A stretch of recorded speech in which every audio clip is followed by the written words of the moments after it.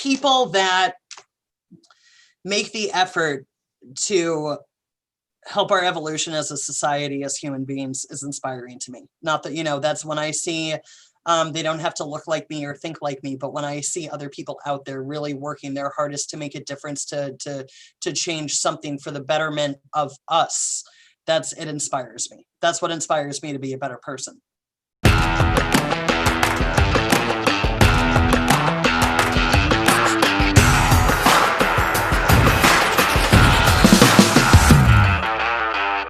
Hello, everybody. This is Paul Critchley, President of New England Lean Consulting. Welcome to another episode of the New England Lean Podcast. Our guest this week is Kristin Carlson.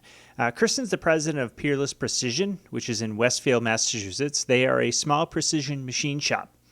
They specialize in the manufacture of small, very complex mechanical components, mainly for aerospace and defense.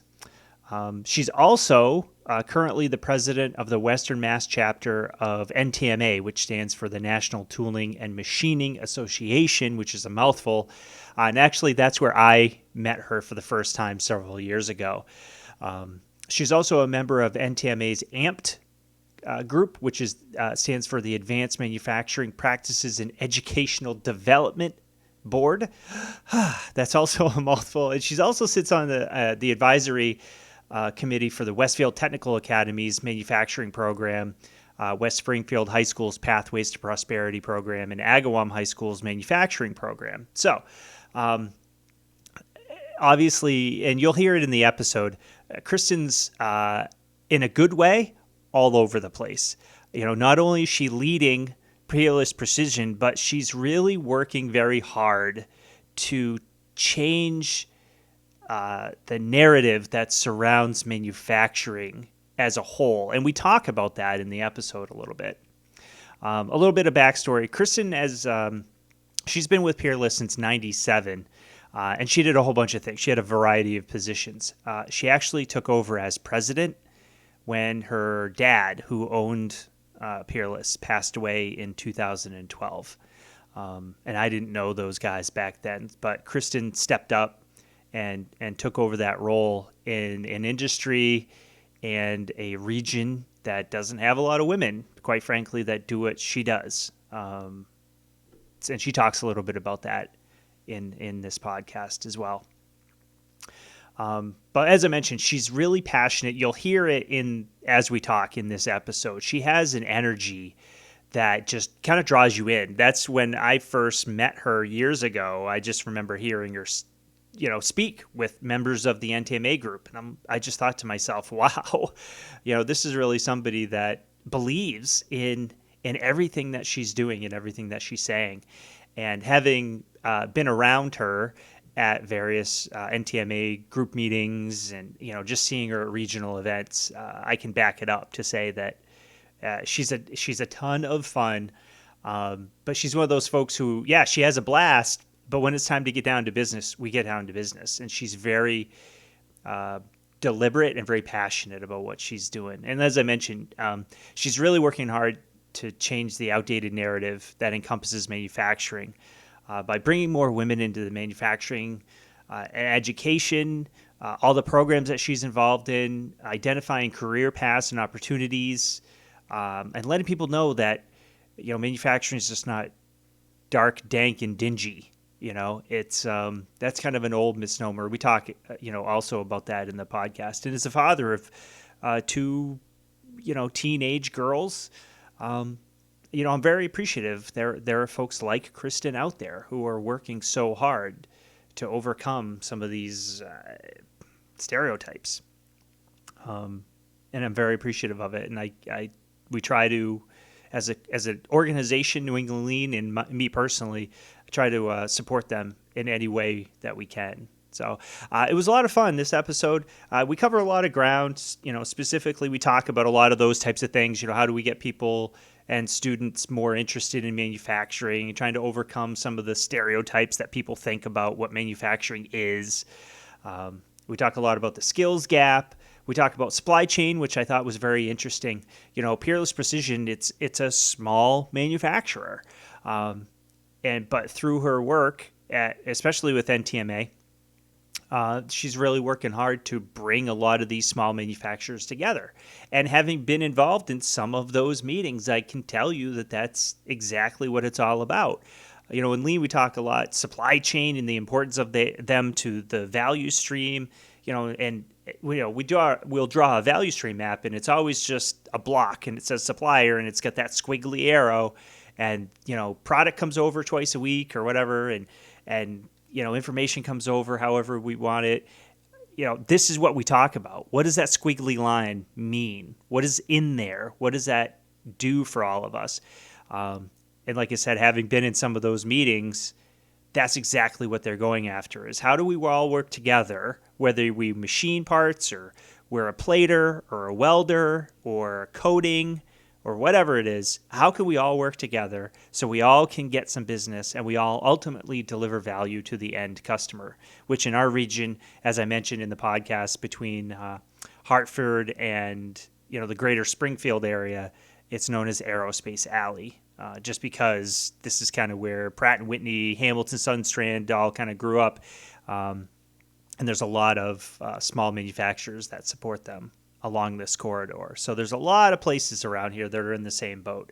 And I'm sure wherever you are, wherever you're listening, you can relate. So there's a lot of, we talk some specifics, but a lot of generalities that I think anybody can really get a lot from. So like I said, it was a blast of an episode. I probably laughed the most in this one than any of the ones that we've done to date. So I hope you like it and have a great week, everybody. We'll talk to you soon. All right. Welcome to the New England Lean Podcast. I'm your host, Paul Critchley. And today, Kristin Carlson is joining us. Hi, Kristin. Hi, Paul. Thanks for having me. I'm so glad we finally got to do this. We've been trading emails for months, trying to set this all up, and between COVID and trying to run a manufacturing plant and me going different places and the kids' school schedules and everything else, it's just been difficult. So we finally get to do this. Yes, I'm very excited about it. Sometimes trying to align our calendars is the biggest challenge. Yeah, truth. So for those who don't know who you are, and I can't believe anybody in the greater Springfield area hasn't heard or seen of you, but can you hum a few bars about kind of who you are, what you do? Sure. Well, my name is Kristin Carlson. I am the president of Peerless Precision Incorporated in Westfield. We are a small family-owned precision manufacturing company specializing in making small, complex mechanical components for aerospace, defense, medical device, and some commercial industries. Another hat I wear is the current chapter president of the Western Massachusetts chapter of the National Tooling and Machining Association, which we work to bring manufacturers together, also supporting industries, lean consulting like Paul, plating, heat treaters, et cetera, even bankers and insurance companies to advocate for better policies for our industry within the state. We strive towards workforce development, closing the skills gap, and working together as a community, not as competitors. Nice. So you've obviously practiced that several times, I not do just my for best. this, right? Because you probably have to give that spiel 10 times a year. Yeah, that's why I've got it down flat. Right. So yeah, I mean that's kind of how I know you, because full disclosure, we're a associate partner or whatever, right, as part of the Western Mass NTMA chapter. And you throw the best parties. Hey, right? Thanks. Right, because I've been in several. I was on the board of the Northeast region of AME, whom I love. I'm a big supporter of. Your parties are just better. Your group, I shouldn't call them parties. Your group monthly meetings are much better, because we're talking pig roast and axe throwing, and which I think isn't, and I say it half kiddingly, but having been in several of those groups, even back when I was in industry, you go to some of these meetings and it's the biggest yawn fest, because it's like, here are the minutes from last year, last month. And, they run it almost like a town committee, and it's like boring and you don't get anything out of it. Whereas, with you guys, it's like, yeah, we'll all get together and we'll all have fun. But oh, by the way, we're going to meet at a location. We're going to tour that plant. We're going to take a look at things because, as you said, this is Aerospace Alley, right? Between Hartford and Springfield. So there's a lot of places who are doing the same kind of stuff that you guys are doing. So why not work together instead of fighting each other all the time? And, it's all the more better, right? Because we all get more business. And a rising tide raises all boats, right? It's kind of the theory. You hit it right on the head, Paul, with that one. And it's okay if you call them parties, because you know what? There are so many events, whether it be networking events, meetings with different associations or chambers of commerce, development councils, or even just our day-to-days and our businesses, where it is the same thing all the time, every time. It can get to be a yawn fest, boring. I mean, while I love the shop tours, how many times do you want to take a tour of the same shop? It's, so when I'm one of the younger people in my industry who is as high up in the ranks as I am. And when I look at at everyone asking the question, how do we get younger people in? How do we get the next generation in? How do we just get our members to come out to participate? It's like, well, we got to have fun. We've been doing the pig roast we weren't able to do it this year for, COVID reasons. But this would have been our 14th year doing it. And it was started by my late father in 2006 when we bought the building that we're in now to have a fun summer networking event for everybody.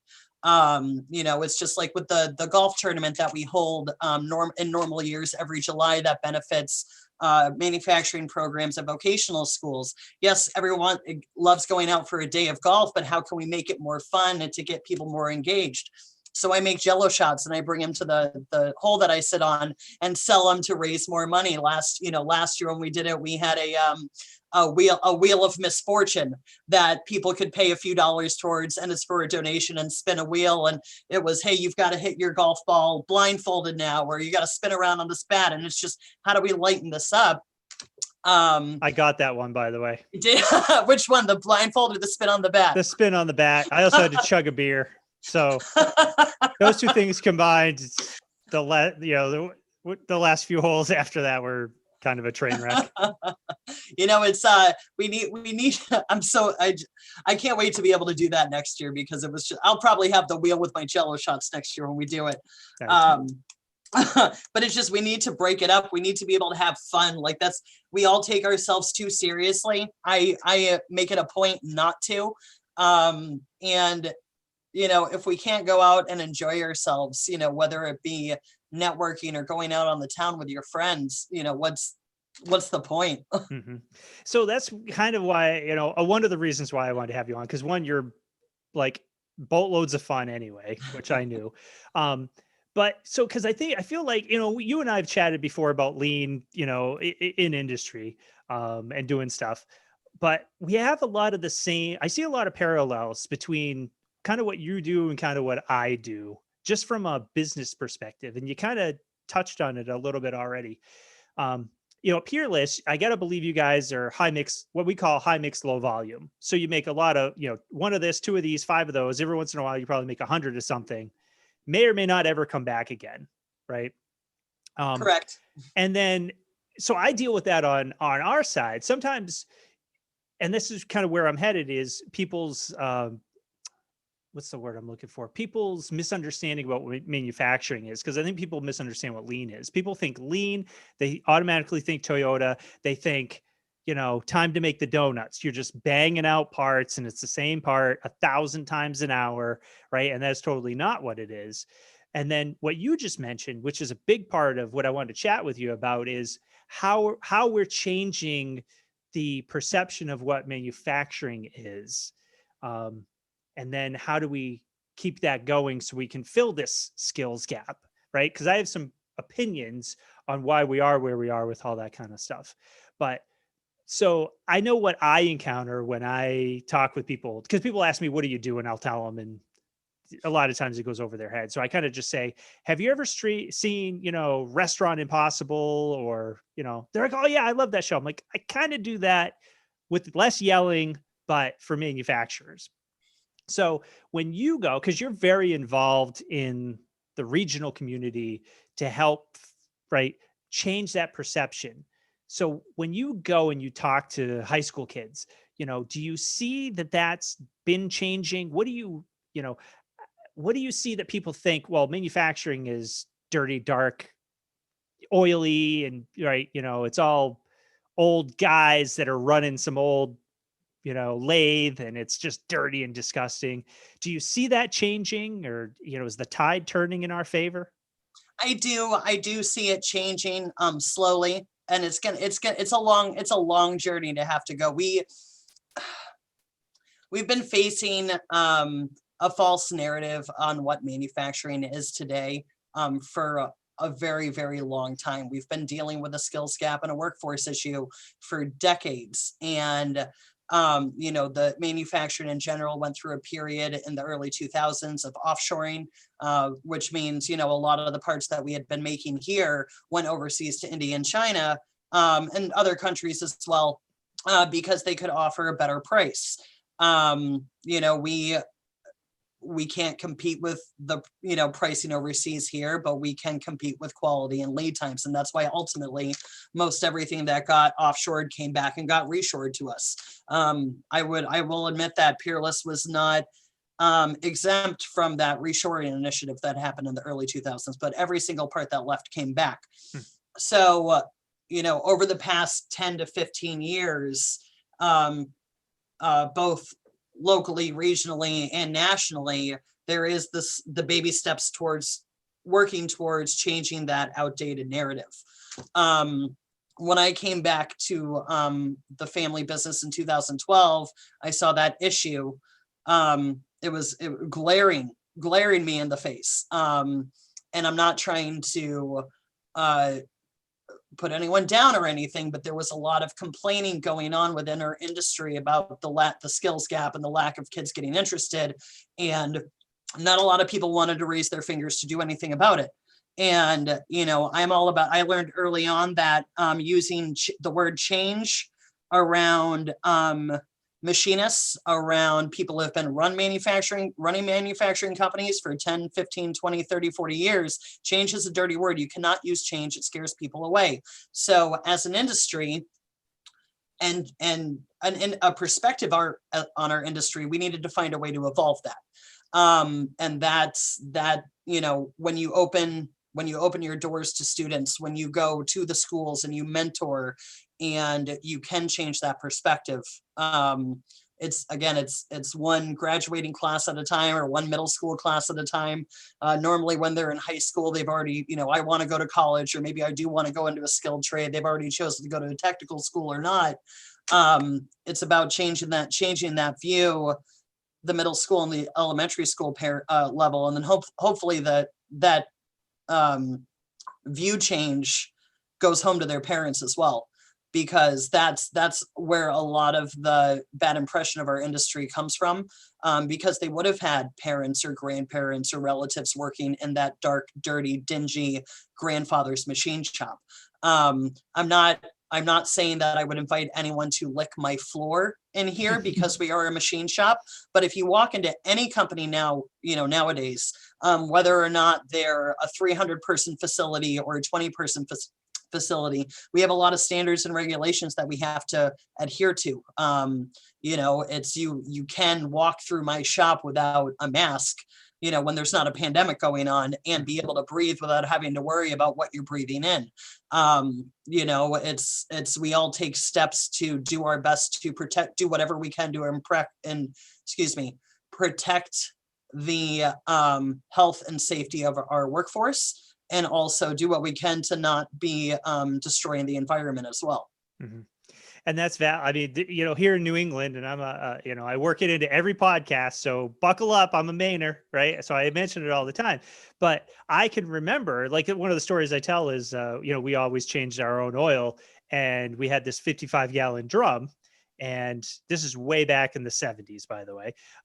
So when the barrel got full, Dad would put it in the bucket of the tractor and drive it out in the field and light it on fire and just let it burn. And then it just burned off, and then it's empty. And it's like, obviously we don't do anything like that, even close anymore. Yeah. But to your point, I think a lot of that had, that misnomer, that visual image in our minds, like we think manufacturing, because again, I even see it on TV, which drives me nuts sometimes. We'll see these TV commercials and it sometimes looks like that.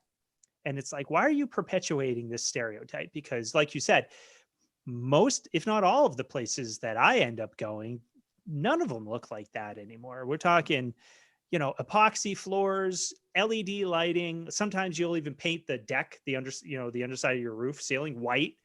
It's like, this looks, I don't know if I'll say it looks more like a hospital room than it does a machine shop, Oh, but it's some a of them lot do though. closer. Yeah, it's a lot closer than it ever was.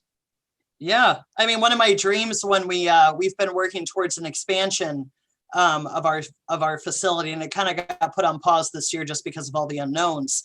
But I've honestly been really thinking I would love to have epoxy flooring because then it's just going to look nicer. And on a side note, I would love to have my own little Zamboni that we could use to clean those epoxy floors. Mm-hmm. My last place that I worked full time, we had exactly that. Yeah. And it was same thing. We're like, okay, every other day, somebody on seconds driving the Zamboni around, and it's for that exact reason. Because I would volunteer for that. oh, me too. That'd be like I always said my retirement plan is I want to be one of the guys on the tractor that mow the medians at the interstate. Yeah. That looks like great. Close the cab up, turn the AC on, just listen to music and mow some grass. Yeah. So in my, in what I do for work, and even on this podcast, we've been talking a lot about, especially this season, about culture and organizational culture. And to your point, I talk about change a lot, but one of the things I've learned is I can't walk into a shop like yours, and because number one, people look at like, who the heck is this guy? And then if I go, hey, I got this new whiz bang thing called lean, and it's going to change everything about how you do it. It's going to be so great. You're going to love it. It's like, that's not happening. Right. If I ever said that way, I've lost everybody, and I might as well just leave because they drag you out and throw you out on your butt. Right. Pretty much. Yeah. So that's what I really like about like, especially with NTMA, because I hope that our industry as a whole, whether you want to say regionally, nationally, we're moving away from I give you a paycheck and you run this machine and you do whatever I tell you for 8 to 10 hours a day. Like, that's old thinking. And I feel like, and maybe it's just me because I'm driving what I do this way, but it feels like that's going away. And it's like, listen, that's not what this is. There's quotes that I use, especially when I do training. Henry Ford said, and I'll paraphrase, but he said, how come every time I hire a pair of hands, it comes with a brain attached? Right? Meaning, because he popularized the assembly line. That was his model. You can get any color Model T as long as it's black. It was standard. It's exactly what people think when they think manufacturing. And even if you want to call, that's lean, because it's not lean, but that's what people think. They think, oh, every 9 seconds you're making Model T. It's the same exact thing. It's over and over and over. And that's all it ever is. And you can compare that with the quote from Taiichi Ohno, who's one of the guys that helped build the Toyota production system. And again, I'll paraphrase because it's a little bit longer, but basically he said, people don't come to Toyota to work. They come there to think. So I feel like in industry, we're kind of realizing that. Maybe we're coming back around to that, because again, it's not punch the clock, run this machine. If you get 100 parts today, I won't yell at you. If you get less than that, then, you're going to be in my office, and that's it. I really feel like it's got more to do with, listen, the business, you're here to help build this business. And one of your skill sets is you happen to know how to run this machine, but I need your help on how to run it better, more efficiently. Do we even need this machine? Is there something better? And I really see, even now with what I do and before when I was in industry, when we have those conversations, it's everything is so much better. Metrics all go in the direction that folks like you, owners, CEOs, want them to go in, and everybody out on the floor is happier too, because they feel like they're engaged, right? They're not just, we're not trading money for time anymore. Right. It's almost in encouraging them to take ownership of the companies, or of ownership of what they do. Now we're always going to have people that just, are there just to work and do their, I won't say 9 to 5 because those are not machinist hours, but we'll say, 5 to 2 or 6 to 2 or, 6 to 4, whatever. They come in way before I even wake up in the morning. And, I definitely have a few in here that are extremely good at what they do, but they've made it very clear, and I respect this, that they're just here to work. That's they don't want to do all the extra stuff, and that's fine. But if there's an instance where we really need their input, or their input on how to improve something could make a difference, they're more than willing to give it. On the other hand, and this is also a generational thing too, the younger generations, I don't think I can use, well, some millennial. I'm like the oldest millennial on this planet. If you, depending on the generational expert you ask, I'm either Generation X, I'm an Oregon Trail generation, or I'm a millennial. So it just depends. I don't. I like the Oregon Trail generation one the best. But what are the new ones, like Xennials, Gen Z? I don't even know what the new, but they want to be part of something. Yeah. Even the younger millennials, they want to be part of something. They want to do something that's making them feel good, that's rewarding them more, not always on a financial level, but on an emotional level too.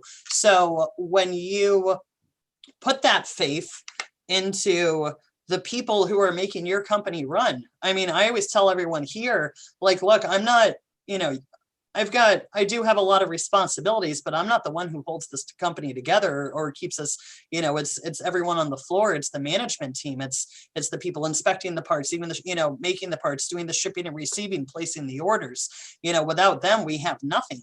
And it's, bottom ideas coming from the bottom up instead of trickling from the top down are more apt to have a lasting effect and actually get implemented, because the people that are thinking up these ideas, who are watching them happen, buy into it more, and then they want to see it succeed.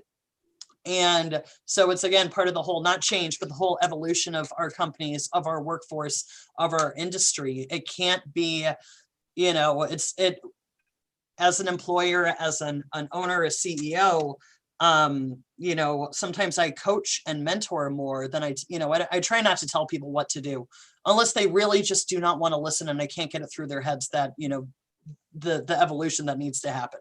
Mm-hmm.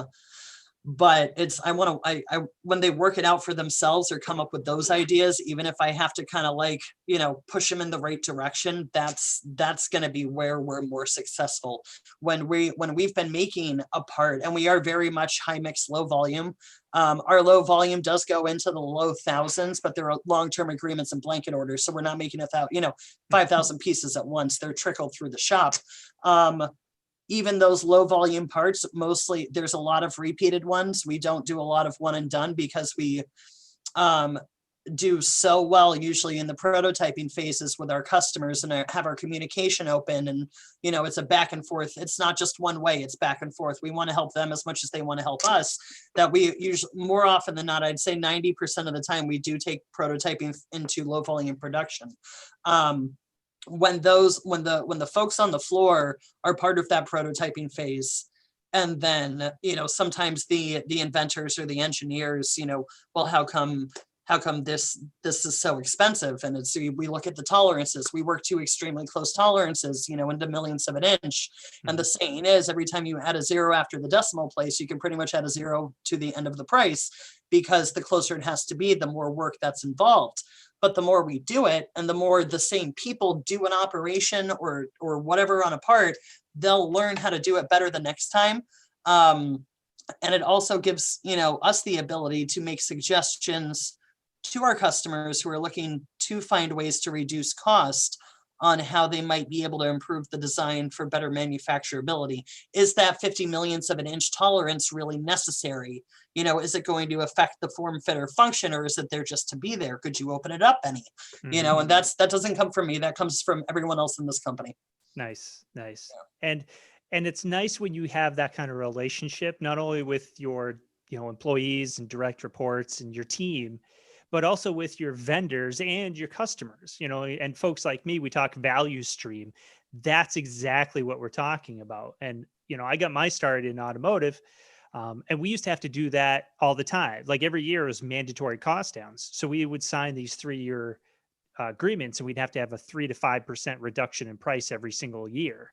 And we had to come up with those ideas. And then it got to the point where the auto manufacturers had their hands in our pockets, kind of, oh, great. If you came up with even more ideas, then we'll take those, too.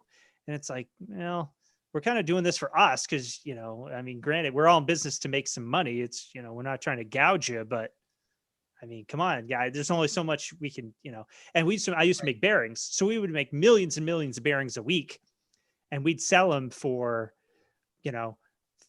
like 38.175 cents a piece. It would like carry out, but times, a couple trillion, then it adds up to actual dollars.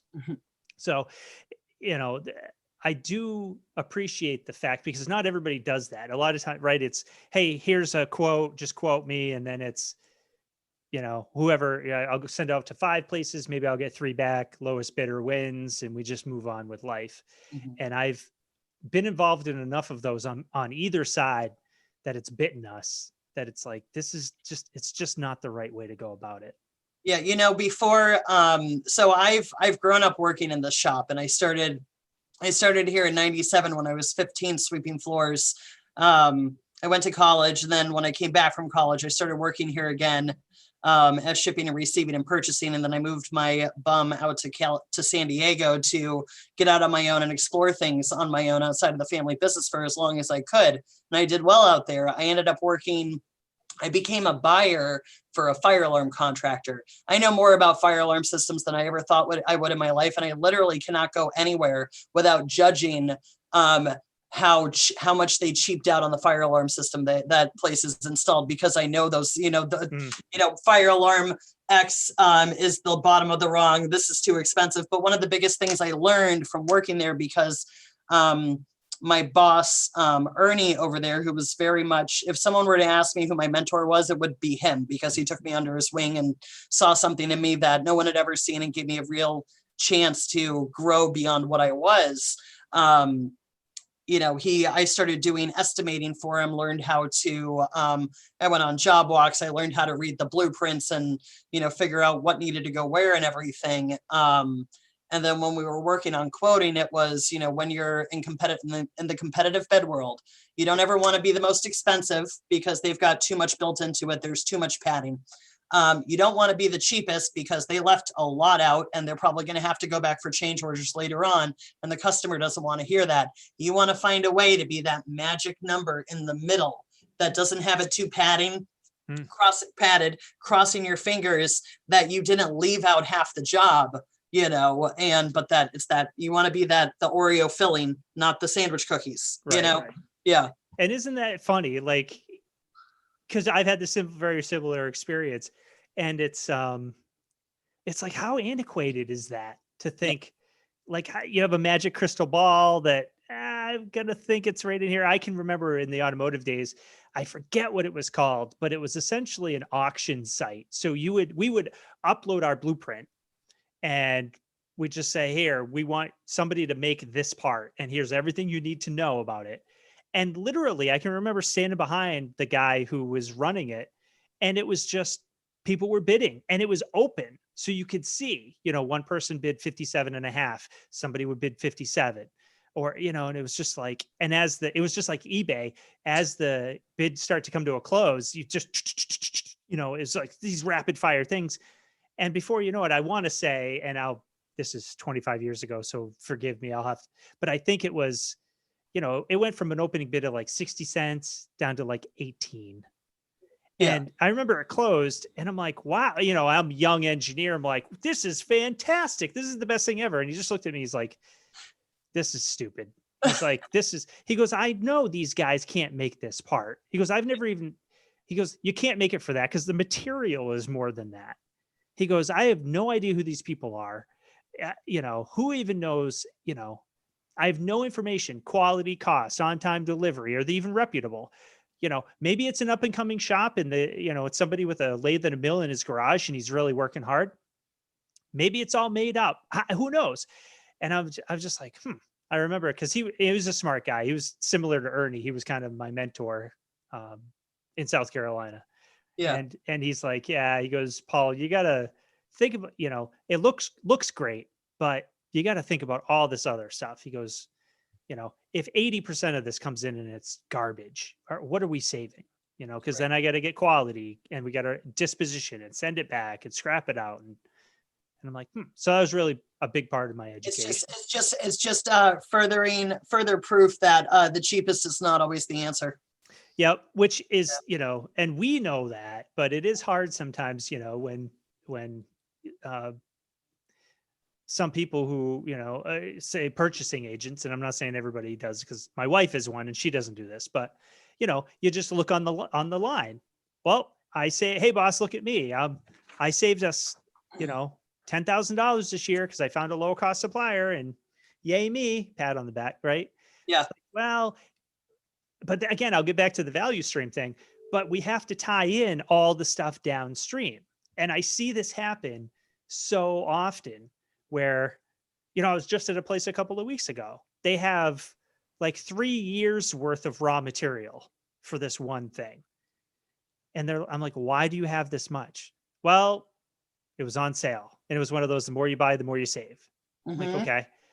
But look at all of the floor space you're taking up for the literally, and I'm not even exaggerating, 3 years from now, this floor is still going to be occupied by all this stuff. You really think you're saving? How much did you really save?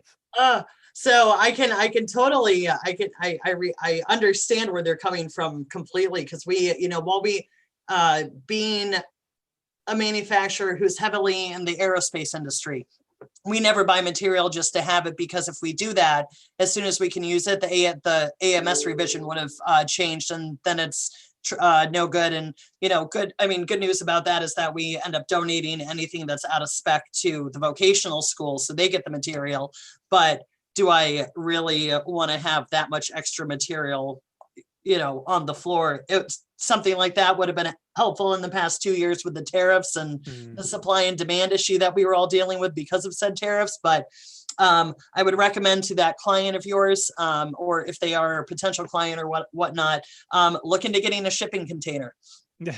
We have a shipping container out back because we went through a big growth mode in 2017 to last year, added 4 or 5 new machines, and pretty much had to buy a shipping container just to house our raw stock so that we could have more room for machines while we're working towards our expansion. So think outside of the box and get a box to put outside for it. Yeah. They are a client, and that is I'll tell you, that is one of the things that. Yeah, I mean, I think we got it for around, I don't think we paid more than $2,500 for it. It was brand new. So worth the investment. If they'd like a recommendation, let me know. Yeah. All right. I'll definitely hit you up. And so every lean person listening right now is cringing. They're like, but that's what you have to be flexible. And, so I agree on you should not buy that much stock at a time, just to save money, because that's, I understand why they did it. Material is a roller coaster ride when it comes to pricing, when there's tariffs or not, it just depends on what the market's looking like. But, depending on the industry, if I were to look at, let's say I've got one of my blanket orders, and, they used to be 3-year blanket orders. Now, over the past 4 or 5 years, 3-year blanket or long-term agreements have turned into 6 months to a year. So, we're quoting smaller quantities, they're expecting to pay the same price, and then reducing delivery quantities as well. But Okay, so how much material are we going to need to buy to complete this whole order? Because we want to have it, we're not going to use it all at the time, but we've got the PO and we want to make sure we have the same price. We get the same price for the material, not, well, let's get enough material hoping that we get those blanket orders again next year and the year after. Right. Right. Yeah. And that's that's where sometimes I have to take and I hate to put it this way, but I have to take my lean hat off and I have to put my ops manager hat on and say, okay, in a perfect world, this is how we would do it.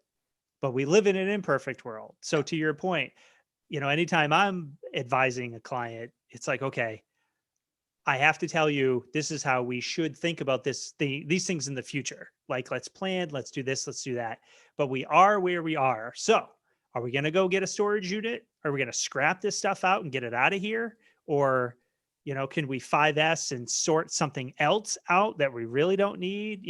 There's all those kinds of questions. Yeah. So I try not to get too wrapped around this is what the textbook said, right. angle. But we've had discussions about how much I dislike the textbook version of everything. So, well, yeah. And that's it.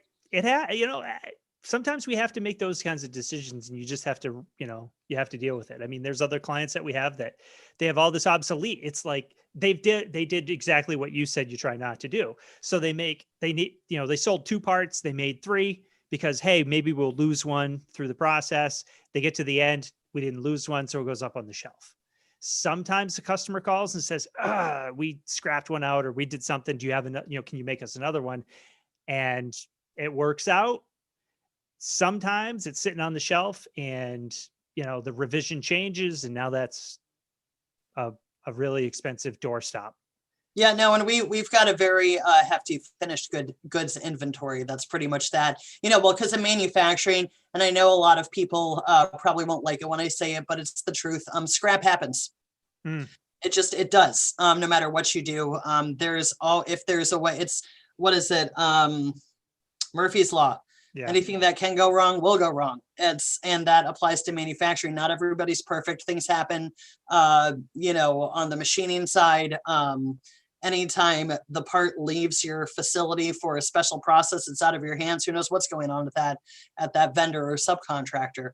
I don't think when we're making parts from scratch and not just doing 1 or 2 operations for another machine shop, we always run 5% more than what's on the order. And in a perfect world, we don't scrap anything. And then they go on the finished goods shelf. And then, maybe a year or 2 later, our customer is like, hey, do you happen to have any of those shelves? Why, yes, we do. We've got 5. And even though I should be charging you the 5-piece price, I'm going to give them to you for the exact same price they caught you when you bought them 2 years, cost when you bought them 2 years ago. Sometimes we can't say no. And we definitely, especially being the aerospace industry, we literally cannot get rid of things. We have to maintain documentation, old parts that are leftovers for 20 to 40 years.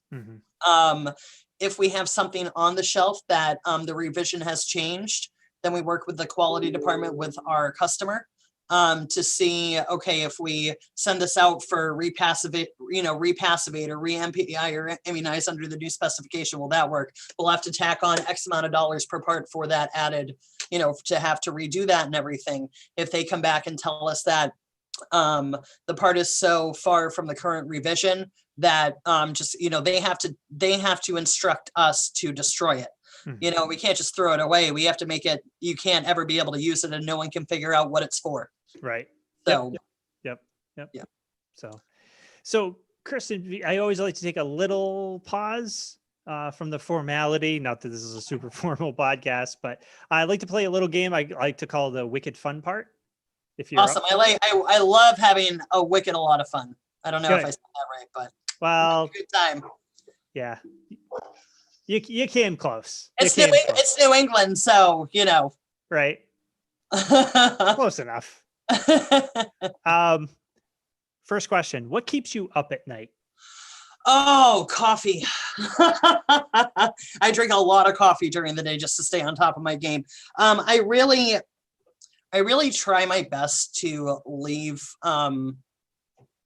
work at work when I can and keep home things at home things. So you know, we've been very lucky over the past few years, where we've been, cash flow has been really good. Our customers are good. We're growing our customer base. So I can't really say a lot has been keeping me up at night. There have been times where it's, how are we going to make payroll? How am I going to replace the guy that's been with us for 30 years who just told me that he was going to retire in 2 weeks?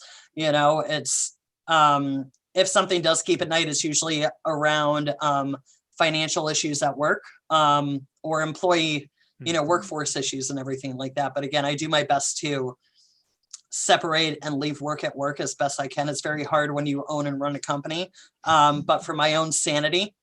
Yeah. It's hard. I struggle with it. Even when now that I own my own company, but even when I was working for a place, it was, I'd be driving home. I always tell the story, Bluetooth is my favorite invention, because I'd be driving home screaming at my windshield over something that, I got yelled at by some director or VP or something. And, people driving next to me on 84, and they're looking at me like I'm crazy. And I'm like, I'm on the phone, oh, okay. So they just assume I'm talking, Yeah. My hands are waving and like the whole thing. Yeah. And now you can be driving and screaming, and everyone just assumes you're on Bluetooth. Exactly. Yeah. So yeah, but see, for me, Bluetooth is it's a double-edged sword for me, because living in California as long as I did, it was one of the first states to enact hands-free cell phone use. Mm-hmm. So before I even moved back to Massachusetts and they started doing that here, I was always used to not touching my phone. So I'd always have my phone in my purse on silent. So I had a great excuse for not answering the phone when I was in the car. Now I don't, because it's hooked up to my new car, which has Bluetooth, and I can't ignore that. Yeah. Yeah. I do have a little bit of a love-hate relationship with it for that reason. How about what inspires you? Oh, that's a difficult one. Lately, it's watching change start to happen, all around this country, or at least hoping for change to happen. It's, when people that make the effort to help our evolution as a society, as human beings, is inspiring to me. Not that, that's when I see they don't have to look like me or think like me, but when I see other people out there really working their hardest to make a difference, to change something for the betterment of us, it inspires me. That's what inspires me to be a better person. Nice. And I'll tell you, there's a lot of lean thinking in there too, because as I've done this now, so I've always, lean has always been a part of my job as an industrial engineer. But now that I'm solely focused on that, I'm right there with you. That's the funnest part is, I always say there's no such thing as work-life balance. It's just life. And part of life we spend at work, but it's not different per se. And that's where I really like, where we started this conversation, when you're like, listen, if we can't have fun, then what the hell's the point? Right. Right. And sorry, go ahead. No, that's all I want to say. I was going to say, I used to think that there were two different Kristins. There was a work Kristin, and then there was me, who I could be outside of work, and then I had to separate the two, in large part to the colleagues that I work with and everything. And I am, as my attorney told me a long time ago, is that I'm cut from a very different piece of cloth than a lot of people in my position. And I used to think that I had to put on this front to be more like them. And now I just say, screw it. With me is I'm an open book. You are always, what you see in me is exactly what you're always going to get. I learned that I can merge work Kristin and Kristin into the same person, because we are one, and one doesn't have to hinder the other. People will still take me seriously and watch me have a good freaking time, at a party or going out for a drink or whatnot. I can laugh at myself as much as I laugh at other people. And I'm equal opportunity when I make fun of people. So everyone deserves it. I make fun of myself more than anyone else, because if you can't laugh at yourself, then I'm sorry. That's yeah. Right. And I think there's an authenticity that comes along with that I think people respect, quite frankly. because I know I've had the bosses where it's work work guy, and then you see him out and they're completely different. I'm like, what? This doesn't even make sense. I'm confused. Like, Yeah. how do are we friends now? Or, and it's like, nope, Monday morning, it's back to it's just weird. It's Yeah, just I've weird. never even when I was like in junior high, high school, college, I've never appreciated fake people. Mm. Even more so now as I'm an adult, because it's just exhausting. Yeah, same. Yeah. What do you appreciate most in your, say, work-life balance? Oh, let's see. So my family business, it's my mother, myself, my youngest brother, and my husband all work here. Hmm. Luckily, my husband reports to the foreman and not directly to me. So That could make for an interesting ride home. we don't drive together either. He comes in about an hour earlier than I do, and I leave an hour later than he does. So there is that separation. Okay. I'm very lucky that he supports me in everything I do. And then both of us kind of look at where we've been together since we were freshmen in college. And the fact that we look at who we were and where we were back then, we both laugh at, who the hell did, where the heck did this girl come from? Like, you weren't, and I'm just, well, I've evolved like the rest of us. I'm very lucky that I've got a really solid team here that allows me to balance my work and my personal life.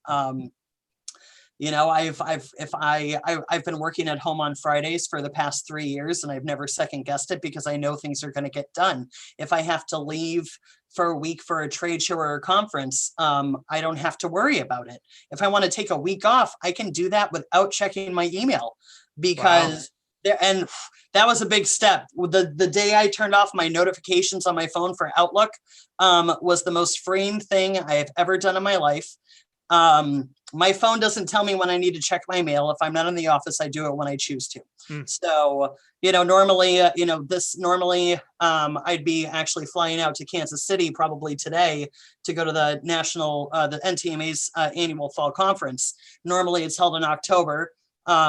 But they decide, thankfully they decided to switch it to virtual. So it's going to be this week.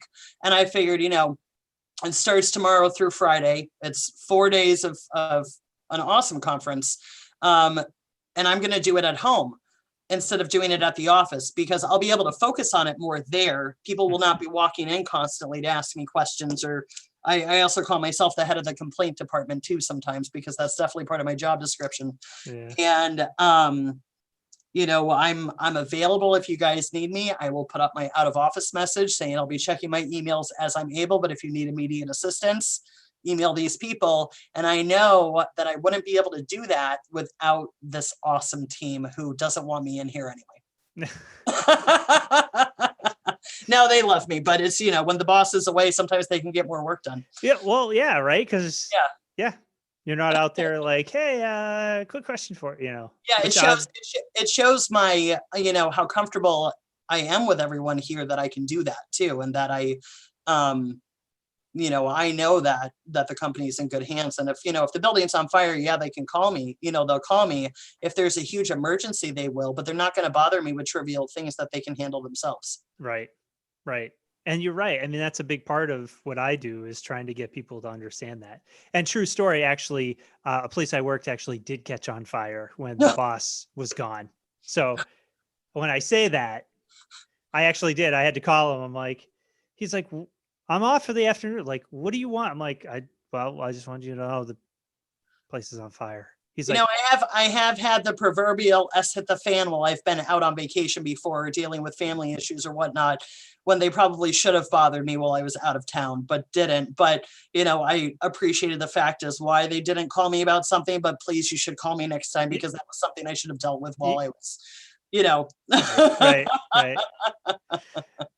So, Kristin, we have a few minutes left. I don't want to take up your whole day, because I certainly appreciate the time you've spent with us already. But so as we wrap up, is there anything you wanted to talk about, or any sage words of advice that you have for anybody who's thinking about a career in manufacturing, or, here in Western Massachusetts, Yeah, sure. I can say a few things about all of that. It's, for everyone listening today who can't actually see me, I'm 38 years old. I've been running this company since right before I turned 30.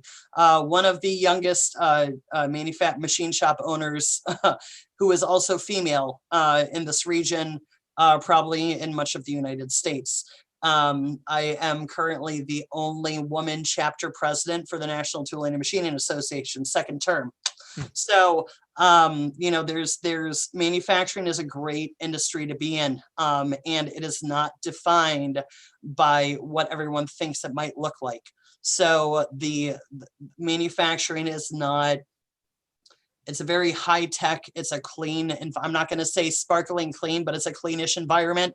It's, you can walk into a shop and be able to breathe and see through the air and not have to worry about what you're walking into.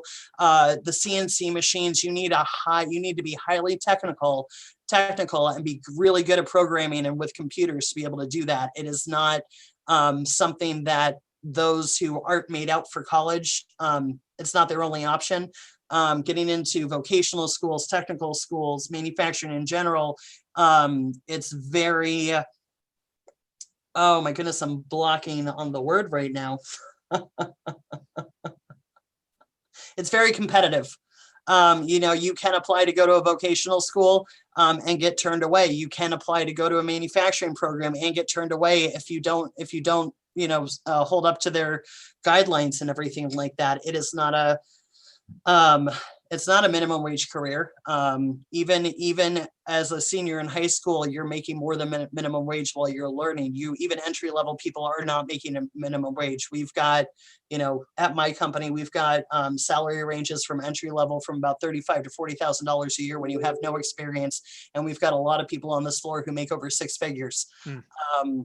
It's not just for boys. Girls can do it too. I might not be a machinist. I did try it when I was 16 and I personally failed miserably at it because we're not all meant to be machinists, but we're also not all meant to be engineers or run a company. It takes a certain person to do that. If you like to work with your hands, if you like to make things, if you don't really want to know, if you don't really know what you want to be when you grow up, and go into, $100,000+ in debt to attend a 4-year school to get a degree you might not use, I would really encourage you to go look into the trades. Even if it's not manufacturing, there's a lot of need for skilled trades, and those are not going away. Robots are not taking our jobs. If anything, the addition of robots and automation will create new jobs. Just like potentially moving over from oil and gas to more clean energy. It's not going to take jobs. They're going to create new ones. Manufacturing is not dying. We are alive and well. Western Massachusetts and Massachusetts in general is literally the hotbed of manufacturing in the United States. And like Paul mentioned earlier, we are Aerospace Alley, on 91 going Vermont, Western Massachusetts, and all the way down to Connecticut. While we might not assemble them here, you can literally get an entire airplane made here. We've got companies in Western Massachusetts that make parts for SpaceX. There's a company in Westfield who was actually contracted by the US bobsled team in the last Winter Olympics, and they made their bobsled. That was in the freaking Olympics. That's pretty cool. I didn't know that. That's yeah, cool. It's not my place to say. It's okay. It's all right. I know it. They said it at a school committee meeting.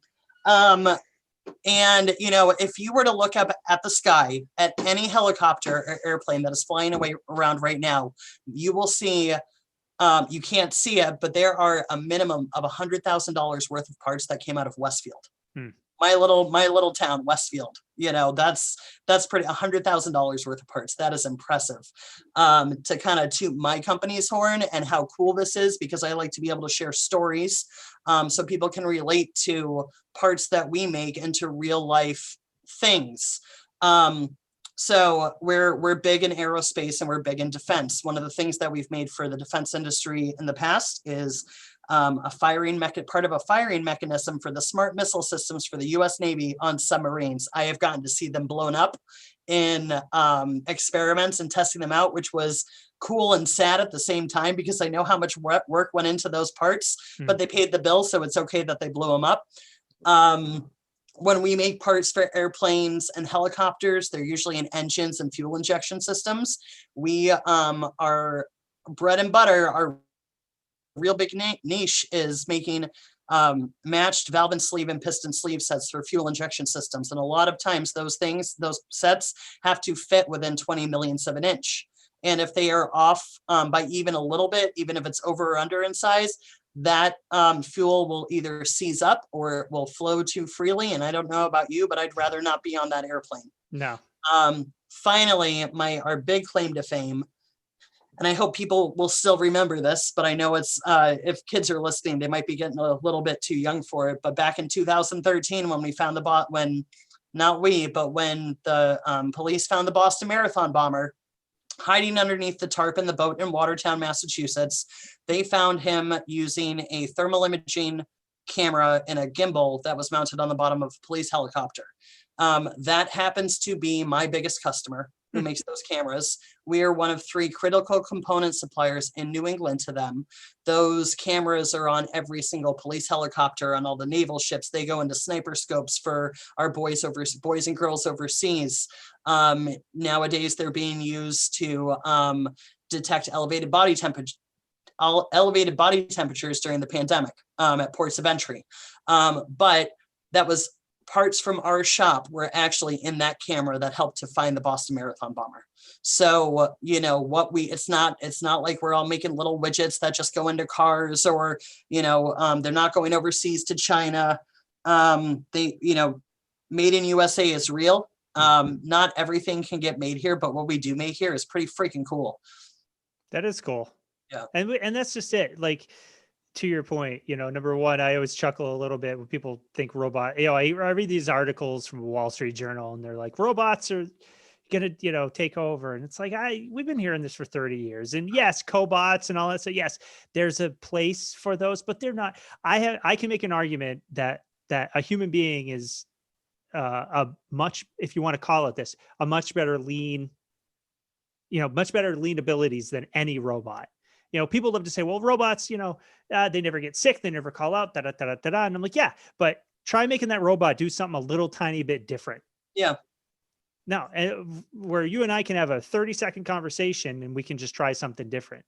And then tomorrow we can do that again 5 different times. You can't do that with robots. And you're not relying on algorithms and programming and everything like that. And honestly, I don't know about you, but I've seen Terminator enough times where I personally don't want the robots thinking for themselves. Right. We don't need, what is it, Skynet? We don't need to become self-aware.